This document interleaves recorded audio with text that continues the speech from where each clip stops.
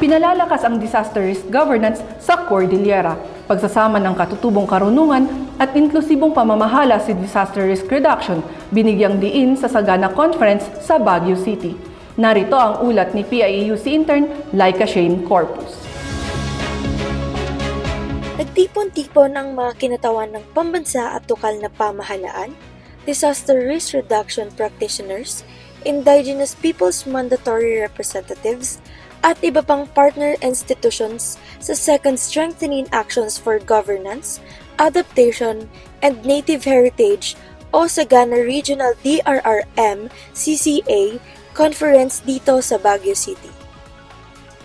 Hindi lamang makabagong teknolohiya ang binigyang pansin ng conference na ito, kundi maging ang mga katutubong karunungan at inklusibong partisipasyon bilang susi sa mas matatag na Cordillera.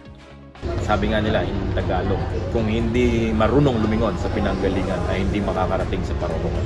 So basically yun yung concept natin, dapat natin alam natin yung mga indigenous knowledge at i-enhance natin yan with innovation.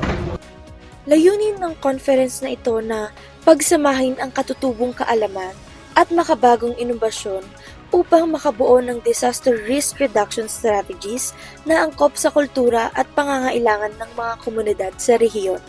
Karamihan ng ating mga participants are persons with disabilities. So sila ang pinaka-focus natin. Paano natin sila i-prepare, paano natin sila mawa-warningan kung may mga hazard para ma-prevent natin yung disaster. Binigyang diin ni Baguio City Representative Mauricio Dumogan na bukod sa mga natural na kalamidad, mahalagang matugunan din ang hamong dulot ng tao sa pamamagitan ng mabuting pamamahala at aktibong pakikilahok ng komunidad. Many times, if not all the time, we are forgetting. To me, I'm talking only common. We are forgetting that we have two kinds of disaster. Possibly, what we are thinking to be addressed in this program is natural disaster.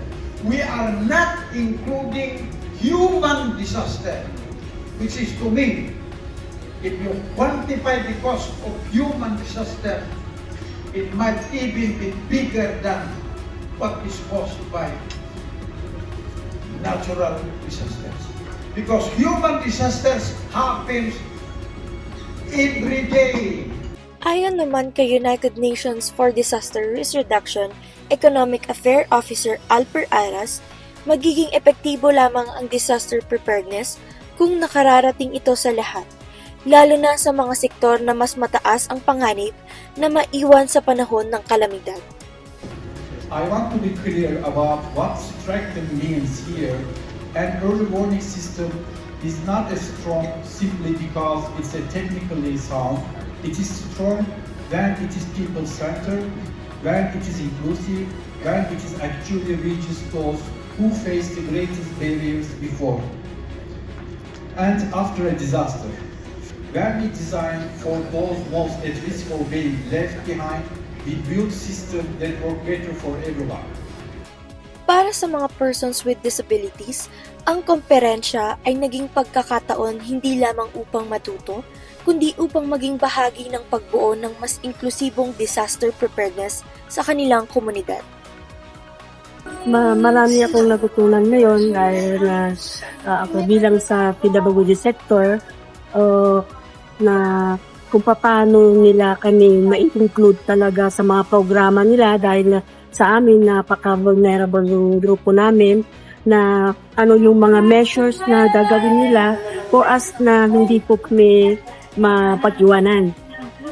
Ma-include kami sa mga programa nila sa LGU, lalo na sa aming barangay, kung paano nila kami isasama during disasters. Kasi kami, napakahirap po kami na tumakbo o hindi din namin alam kung saan kami pupunta during disasters, kung sino po pwede namin lapitan. So dito na-inform kami na ang pinaka-ano namin ay ang pinaka-base namin is yung barangay. Thankful ako kasi na-invite ako sa event na to. Tsaka dagdag kaalaman din dagdag kaalaman din para sa kaligtasan ng mga kagaya kong PWD na hindi dapat sila laging naiiwan, na dapat isa rin sila sa mga dapat na i-priority. At may mga lugar na para sa kanila.